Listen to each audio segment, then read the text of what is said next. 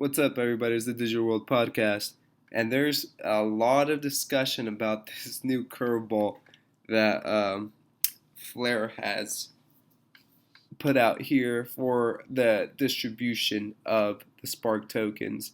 Now, I'm going to go through a brief overview, nothing going too deep. I'm sure there will be a lot of discussion moving forward with others who know more than I do, but I thought I'd present this scenario that's uh, very interesting.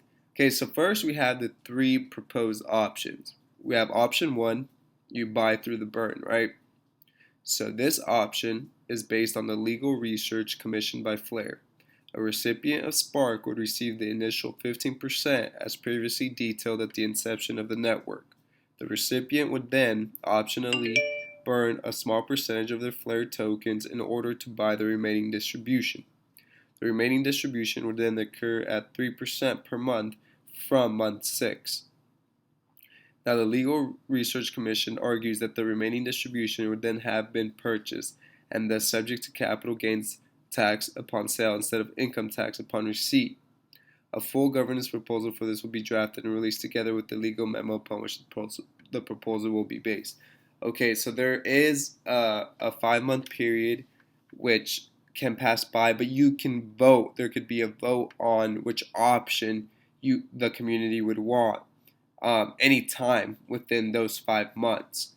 If as a community we decided to wait until after month 5 to make the vote, then it would start on month six as it says here. But it can start within any time within that 5-month period if the community votes on option 1, option 2, or option 3. Okay, so this first option is basically saying you'll receive your initial 15% Spark, which was initially detailed at the inception, okay? And then after, you would burn a small percentage of your Flare tokens in order to receive the remaining distribution. So you can, this would mean you're opting in to receive the rest of your Spark, and then you would receive 3% per month. And here it says they'll include a draft release. I'll go give more information on the legal memo upon the proposal which it will be based. Okay, so that's option 1.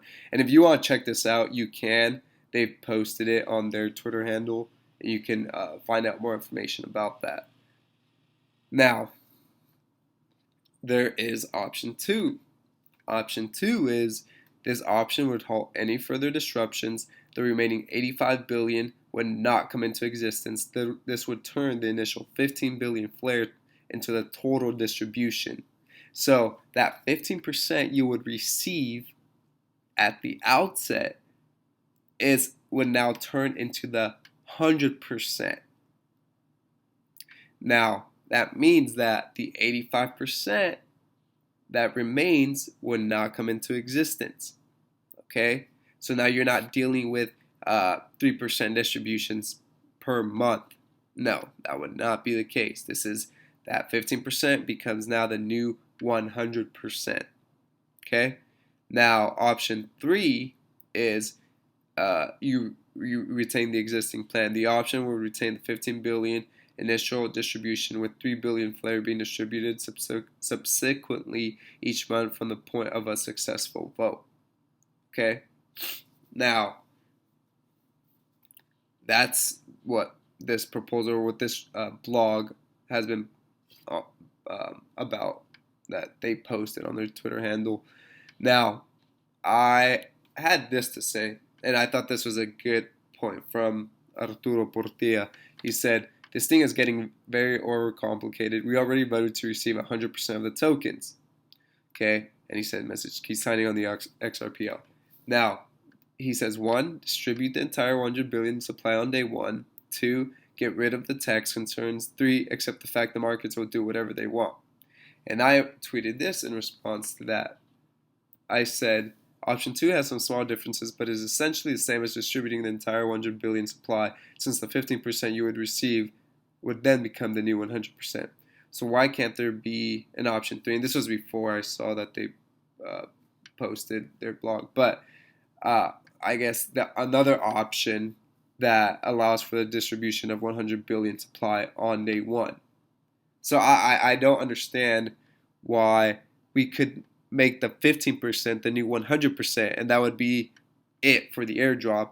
Why can't we just distribute it all at once, like Arturo's saying right here, and just get it over with? I don't know why there has to be that concept of distributing it over time.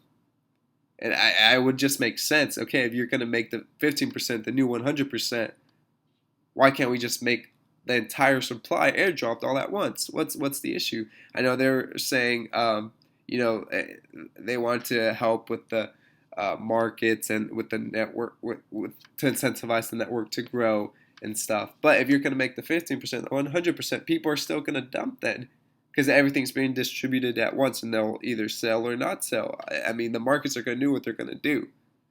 So I raised this question. Now, Crypto Fusion said this in response to the same thing. He said, actually, this is probably the best option. It removes all confusion, removes extended periods of sell pressure, removes tax issues. Let those that want to participate do so, and those that don't get out at launch. And I agree with what he's saying. I really do. And I think this is something that as a community we need to come on an agreement with. And I think it would be a great way to do it. And if I'm not mistaken, there is an inflation mechanism, because you do earn Spark when you're delegating your vote, I believe. So I don't see why. Anyways, that's for another video. But anyways, let's focus on this. And I think this is something that needs to be talked about. I think people need to raise this question of why can't we just do the entire supply as opposed to making the 15% the new 100%. Now, moving on to some more positive stuff, I think that attitude does matter, and that sometimes you just need to keep your head up and push forward. And this is a post by Genie. He said, if the entire alphabet and all these numbers, if it equals A equals to 1, B equals to 2, and so forth and so on, he says here knowledge is 96%, right? Because he adds up all the numbers.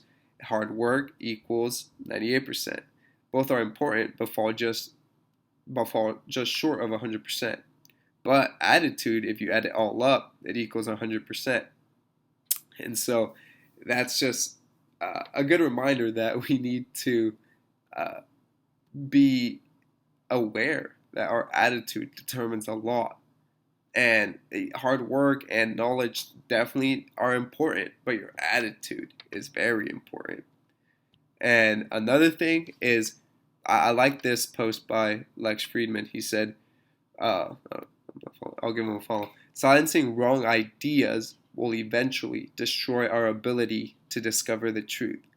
So it's the ideas that people put forth that are important, whether it's right or wrong.